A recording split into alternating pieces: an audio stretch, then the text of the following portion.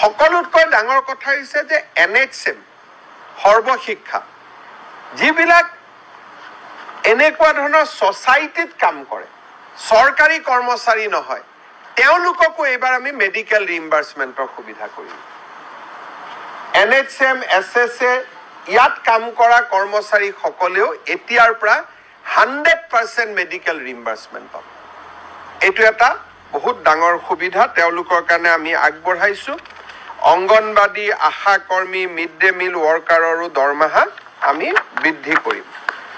fix pay যিবিলাক মানুহে কাম কৰে অসম গভৰ্ণমেণ্টত তেওঁলোকে হাউস ৰেন্ট এলাউন্স নাপায় এইবাৰ আমি তেওঁলোকক 50% হাউস ৰেন্ট এলাউন্স দিম বুলি কৈছো আৰু NHM SSA কাম কৰা কৰ্মচাৰী সকলৰো যাতে এটা নিজৰ ঘৰ হয় তেওঁলোকক আমি আপোন ঘৰ আঁচনিৰ সুবিধা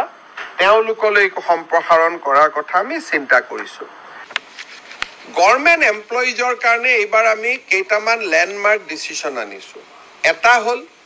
2005ৰ আগত এপইন্টমেন্ট প্ৰসেস আৰম্ভ হল কিন্তু কিবা কাৰণত এপইন্টমেন্টখন 2006ত পালে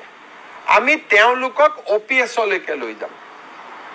NPSৰ জায়গাত তেওঁলোক OPSত যাব ইয়াৰ ফলত ৰাজ্য চৰকাৰৰ 30,000 নতুন কৰ্মচাৰী OPSত অন্তৰ্ভুক্ত হ'ব যিসকলে UPSত যাব খোজে আমি UPSত যাব সুবিধা দিম সকলোতকৈ ডাঙৰ কথা মুখ্যমন্ত্ৰী লোকসেৱা আয়োগ যোজনা যত আজি দিনত 2,10,000 গভৰ্ণমেণ্ট এমপ্লয়িয়ে ৰেজিষ্টাৰ কৰিছে এতিয়াৰ পৰা মেডিকেল কলেজ ক্যান্সাৰ হস্পিটালত তেওঁলোকে ক্যাশলেস ট্ৰিটমেন্ট পাব আৰু এই বছৰৰ শেষৰ ফালে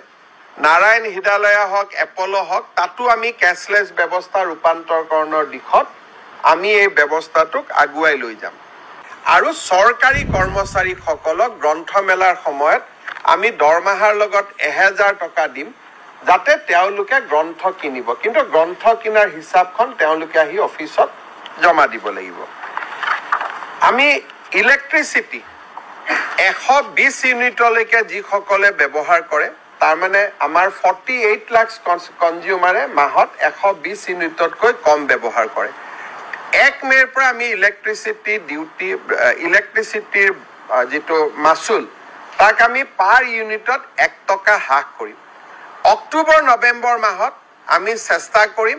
আৰু কিছু হ্ৰাস কৰাৰ বাবে অৰ্থাৎ ইলেক্ট্ৰিসিটিৰ বোজাও আমি ৰাইজৰ পৰা কমাবৰ বাবে সিদ্ধান্ত গ্ৰহণ কৰিছো